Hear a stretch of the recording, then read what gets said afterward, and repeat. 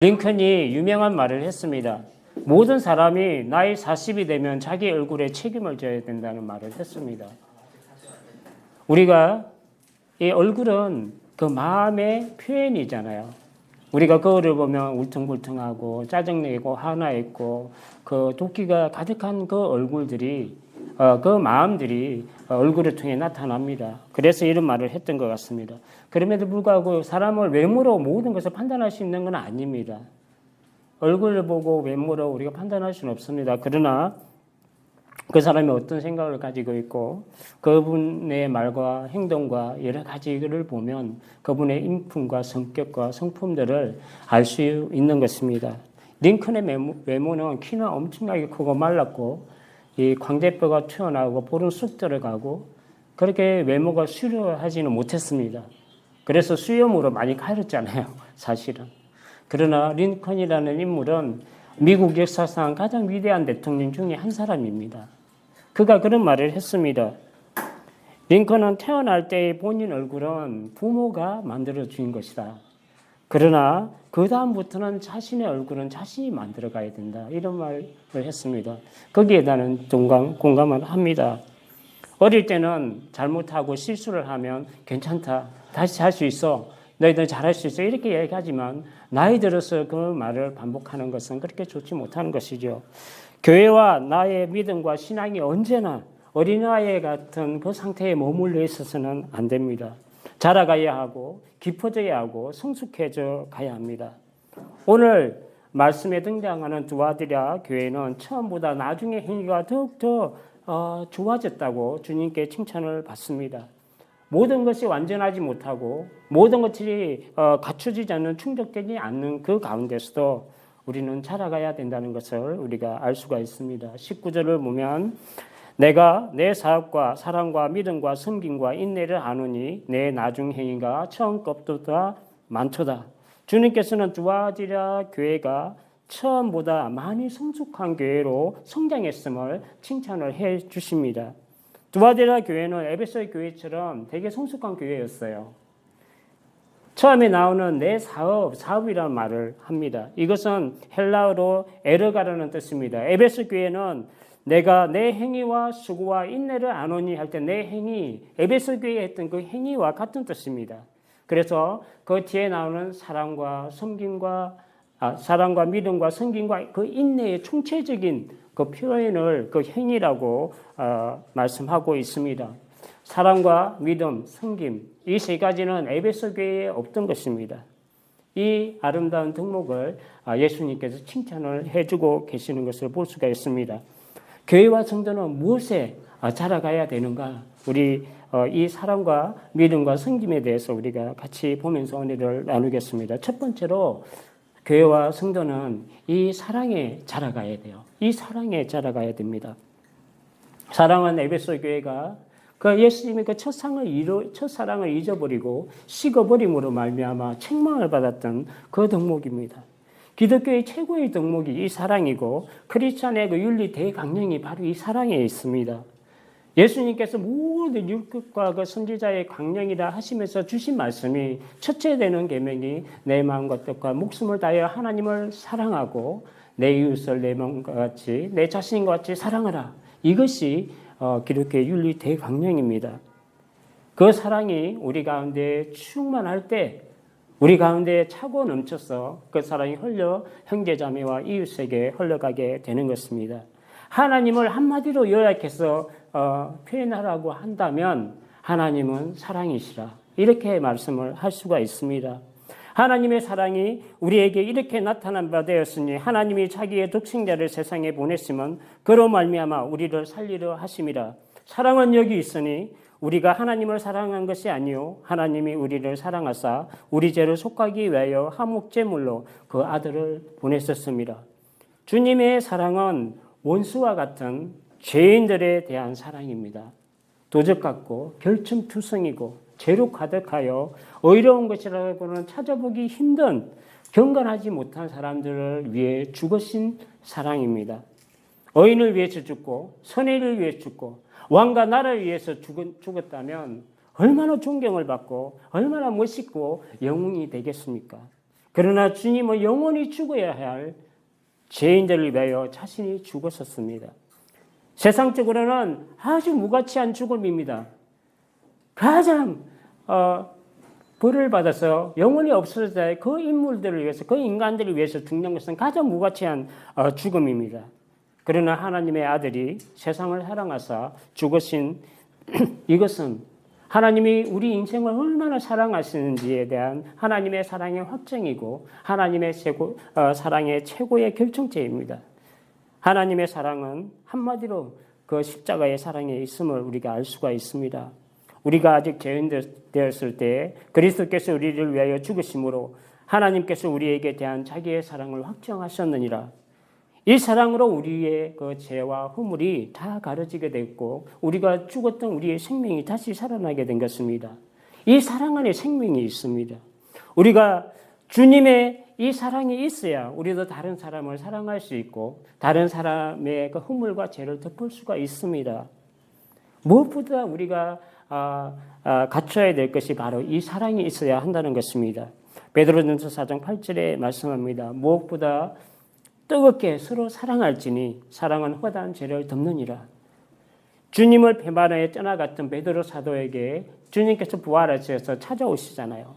그럴 때 예수님께서 베드로 사도에게 물으신 게 있습니다. 3번이나 그 사랑을 확인하세요. 사랑하는 시몬아, 네가 이 모든 사람들보다 나를 더 사랑하느냐? 이것을 3번을 물었습니다. 교회를 책임지는 사도가 가장 그 사도에게 있어야 할 가장 중요한 덕목을 이야기하는 것입니다. 온 교회를 책임져야 할 그 베드로 사도가 가져야 할 그 덕목은 바로 사랑이었습니다. 하나님과 세상을 섬겨야 우리 성도에게 있어야 할 가장 중요한 덕목이 무엇입니까? 바로 최고의 그 은사는 사랑입니다. 너희는 더 큰 은사를 사모하라. 내가 또한 가장 좋은 길을 너에게 보이리라. 그런즉 믿음, 소망, 사랑 이 3가지는 항상 있을 것인데 그 중에 제일은 사랑이라. 이 사랑이 있으면 다 됩니다. 사랑이 모든 것을 가능하게 합니다. 여러분, 사람을 사랑하면 사람에게 사랑을 받습니다. 하나님을 사랑하면 하나님으로부터 사랑을 받습니다. 주님을 사랑하면 주님이 사랑으로 우리에게 직접 친히 우리에게 나타나신다고 주님께서 말씀하십니다. 나를 사랑하는 자는 내 아버지께 사랑을 받을 것이요 나로 그를 사랑하여 그에게 나를 나타내리라. 요한복음 14장 21절에 말씀합니다. 여러분, 이 사랑의 최고가 되는 여러분들이 되기를 축복합니다. 두 번째로 우리가 계속해서 신앙생활을 통해서 자라나야 되는 것이 바로 믿음이 있어야 하고 믿음에서 자라가야 합니다. 믿음은 사랑과 소망과 함께하는 그 크리스찬의 3대 덕목, 저 믿음 중에 하나입니다. 믿음, 소망, 사랑. 이 믿음이 매우 중요합니다. 특히 믿음은 하나님의 그 진리의 말씀에 대한 신앙입니다. 복음의 진리에 대한 믿음이 말합니다. 사랑과 믿음이 평평하게 진정하게 균형을 맞춰야 합니다. 교회는.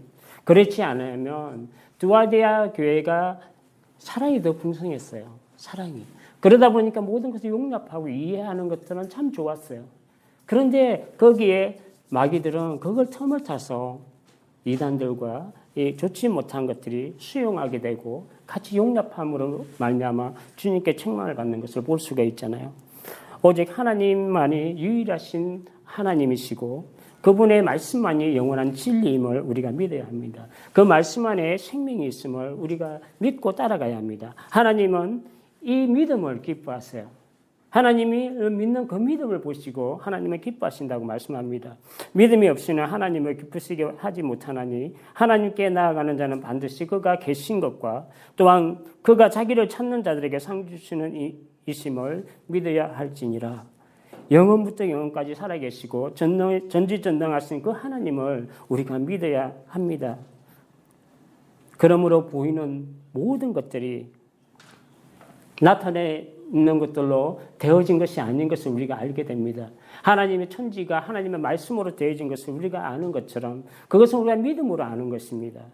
그러므로 보이는 것이 나타낸 것으로 된 것이 아니라 보이지 않는 영원한 하나님의 세계에서 이 나타냄이 되었다는 것을 우리가 믿음으로 보는 것입니다.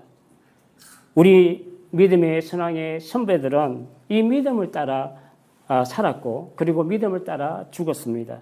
이 땅에서 하나님의 약속을 받지 못하였지만 영원한 하늘의 성을 바라보며 믿음으로 살았던 우리 믿음의 선배들입니다. 아브라함이 하나님의 말씀을 믿으니 하나님께서 그걸 기뻐하셨고 그걸 어렵다고 여겨주셨습니다. 창세기 15장 6절에 보면 아브라함이 하나님의 말씀을 믿으니 하나님께서 그것을 의로 여겨주셨다고 말씀합니다. 우상장사의 집안에 그 아들이 구원을 받은 것은 바로 이 믿음에 있습니다. 그가 이스라엘의 조상이 되고 우리의 믿음의 조상이 된 것은 그의 어떤 행위에 있는 것이 아니라 그의 믿음에 있었음을 분명히 말씀하고 있습니다. 그와 아내 사라가 생리가 끊어지고 단산하였으나 약속하신 하나님의 그 말씀을 믿음으로 25년을 기다림으로 아들을 얻었습니다. 그는 밤하늘에 그 숱한 별과 같이 바다의 모래와 같이 네 자손이 이렇게 많을 것이라 하는 하나님의 약속을 받았습니다. 그러나 그는 보지 못했습니다. 그러나 그는 믿음으로 430년 뒤에 이루어질 그 하나님의 약속을 믿음으로 바라보았습니다. 창세기 22장 18절에 보면 내 씨로 말미암아 천하 만민이 복을 받으리라 라고 하나님께서 아브라함의 약속을 주십니다. 그 씨는 이삭이 아닙니다. 아브라함의 그 씨는 이삭이 아니라 한 사람으로 말미암아 천하 만민이 복을 받을 수 있는 사람은 천하 사람 중에 없습니다. 아브라함과 다윗의 후손으로 오시는 메시아 예수 그리스도 한 분뿐이십니다. 주님께서도 유대인들에게 아브라함이 어떻게 이스라엘 조상이 되고 믿음의 조상이 되었는가를 가르쳐 주십니다. 너희 조상 아브라함은 나의 때 볼 것을 즐거워하다가 보고 기뻐하였느니라. 예수님보다 2000년 전의 아브라함은 이미 자기 우선으로 오시는 그 메시아를 바라보며 예수님의 때를 바라보며 즐거워하고 기뻐하였다고 예수님께서 말씀을 하십니다. 우리 지금으로부터 4000년 전의 일입니다. 하나님이 내 씨로 말미암아 천하 만민이 복을 받을 것이라는 그 약속의 말씀을 아브라함은 믿음의 눈으로 바라보고 예수님을 바라보았던 것입니다. 믿음이 있어야 하고 끝까지 이 믿음을 보여야 합니다. 누가복음 18장 8절에 말씀합니다. 내가 너에게 이르노니 속히 그 원한을 풀어주시리라. 그러나 인자가 올 때에 세상에서 믿음을 보겠느냐 하시리라. 마지막 때까지 믿음을 보여야 합니다. 오시리라는 그 메시아 약속이 세상의 죄를 지고 가는 하나님의 어린 양으로 오셨습니다.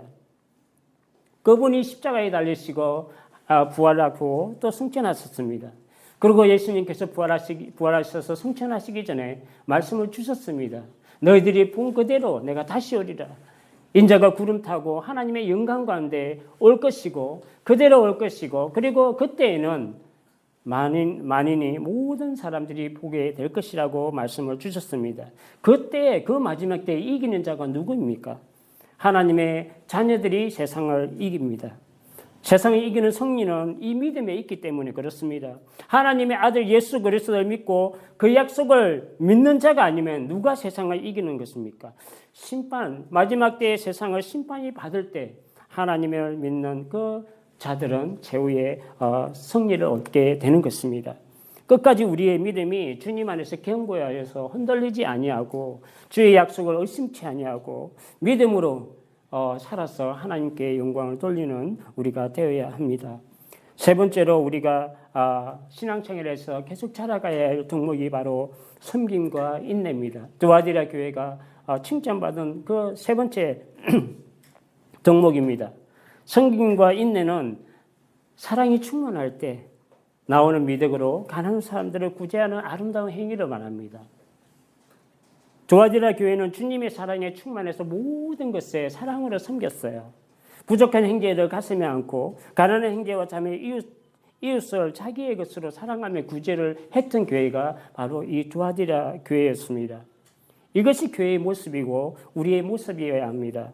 사도행전 20장 35절에 보면 범사에 여러분에게 모본을 보여준 바와 같이 수고하여 약한 사람들을 돕고 또 주 예수께서 친히 말씀하신 바 주는 것이 받는 것보다 복이 있다 하심을 기억하라 할지니라.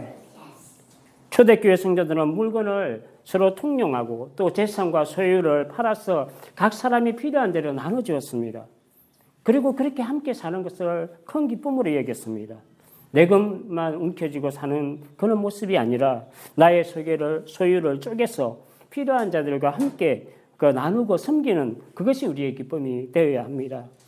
여러분, 없는 중에서도, 가난하지만 없는 중에서도 나의 것으로 구제하고 섬기는 사람은 절대 가난한 사람이 아닙니다. 오히려 하나님 앞에 그들은 부유한 자입니다. 많이 있어도, 많이 가지고 있어도 나누지 못하는 자가 세상에서 가장 가난한 사람들입니다. 잠언 11장 24절 25절에 말씀합니다. 흩어서 구제하여도 더욱 부하게 되는 일이 있나니 가도히 아껴도 가난하게 될 뿐이니라. 구제를 좋아하는 자는 풍족하여질 것이요 남을 윤택해 하는 자는 자기도 윤택하여지리라. 이것이 하나님의 말씀입니다. 왜냐하면 공평하신 하나님께서 윤택하게 하시고 채워주시기 때문에 그렇습니다. 예수님께서 누가복음 6장 38절에 말씀합니다.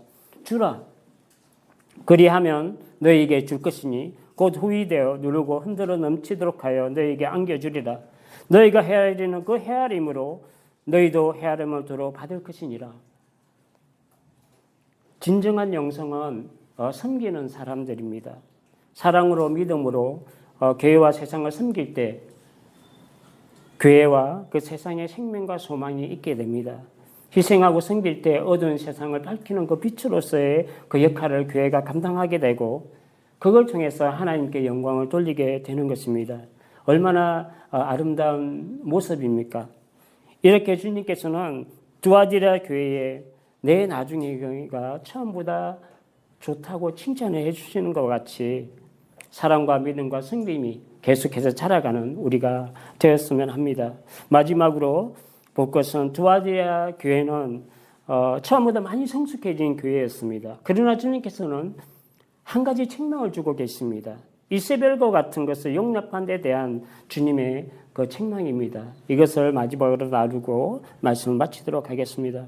에베소 교회는 너무너무 그 믿음과 진리에 충실했어요. 첫사랑을 잊어버렸지만 그래서 이런 이단과 이런 것들을 용납하지 않았어요.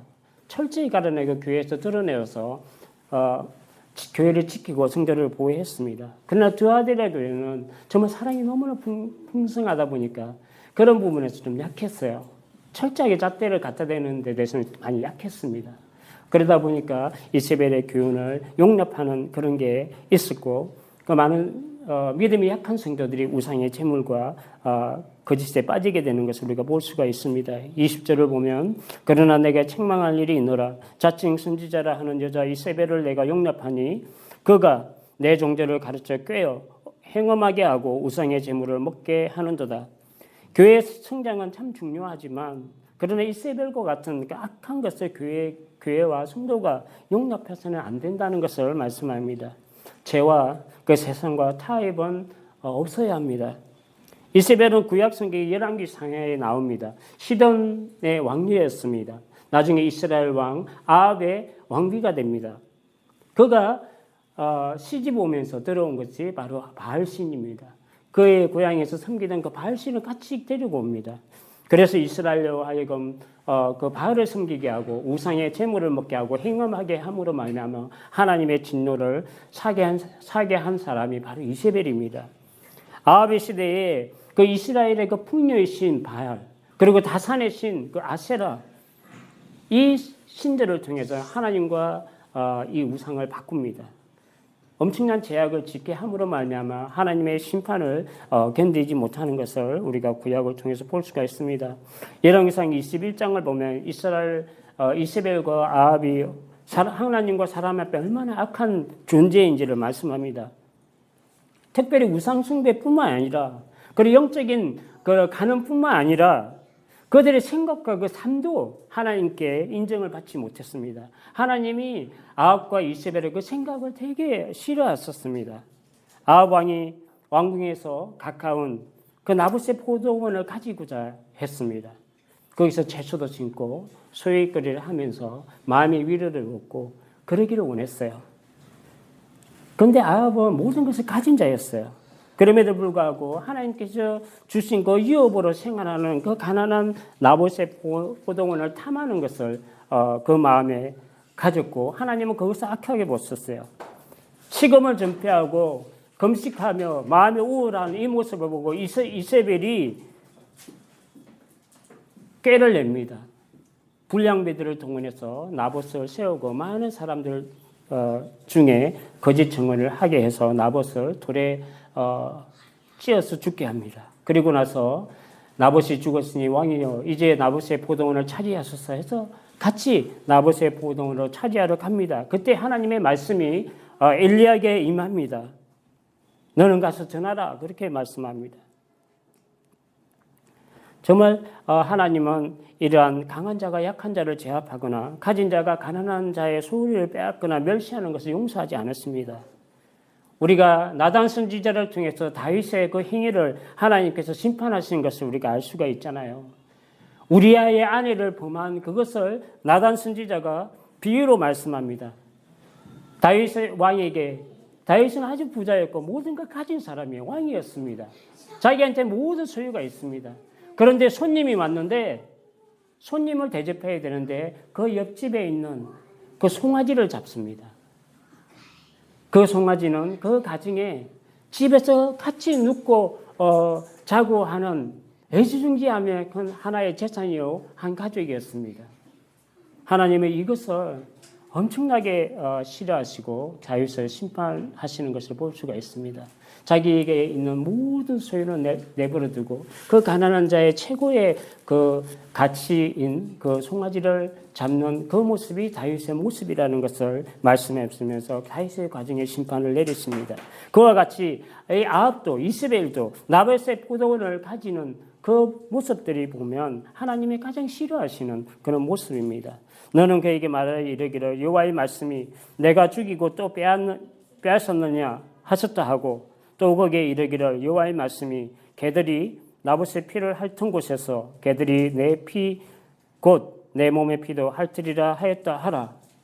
이렇게 아합에게 말씀합니다. 그리고 이어서 이스라엘도 그렇게 될 것이라고 하나님께서 말씀을 주십니다. 열왕기상 22장을 보면 아합은 마지막에 최후의 그 비참한 죽음을 맞이하게 됩니다. 아람 군대와 전쟁에서 유다 왕 여호사밧과 함께 전쟁에 나갑니다. 그런데 아합이 어떻게 죽냐 하면 정말 이름도 없는 그 병사의 무신기를 쏜 화살에 맞아 죽습니다. 그냥 이제 이름 없고 무명 장수의 그 사람이 그냥 날린 화살에 맞아서 죽게 되는 것을 우리가 볼 수가 있습니다. 하나님께서 이세벨도 마찬가지로 예후를 통해서 아합을 집을 치고 예후를 통해서 이세벨을 심판하십니다. 예후가 이스라엘에 이르렀다는 말을 듣고 분장을 하고 입술에 눈을 그리고 머리를 꾸미고 창에서 내려다 보니까 예후가 마당에 벌써 이르렀습니다. 그때 이세벨이 예후를 보고 말합니다. 나의 주인을 죽인 너 시므리여 평안하냐 그렇게 인사하죠. 근데 예후가 창문을 올려다보면서 소리칩니다. 이세벨을 보고 이야기합니다. 내 편이 될 자가 누구냐 그렇게 했을 때 그 뒤에 있던 내시 두 명이 나와서 인사를 합니다. 그를 던지라. 그러니까 이세벨을 창문에서 집어 던져서 죽게 합니다. 그 피가 땅에 흥건했고 벽에 튀었고 그 예후가 타고 한 말에 튀었다고 성경은 기록하고 있습니다. 예후가 그 시체를 밟았고 그 두상과 사지 외에는 그 시체를 찾아보지 못했다고 그렇게 성경은 기록하고 있습니다. 구약에 이게 소개된 이세벨과 같이 두아디라 교회에 이런 악한 이세벨의 교훈을 따르는 사람들이 있었다는 것을 예수님께서 책망을 하고 계십니다. 이것은 교회에 있어서는 안 될 것임을 예수님께서 강조를 하고 계신 것을 볼 수가 있습니다. 당시 두아디라는 공업도시였고 상업도시였습니다. 그래서 많은 크리스찬들이 비즈니스를 하고 있었던 것을 볼 수가 있습니다. 그 상업조합, 상조회에 가입이 되어 있었고 그들은 모여서 우상의 제물을 먹었고 그들의 그 하는 것들을 함께 하지 못할 때 불이익을 당했던 것을 우리가 볼 수가 있습니다. 어떤 모임에서는 성적으로도 그때 당시에 성적으로 되게 타락된 그 모임이 있었던 것을 역사학자들은 이야기를 합니다.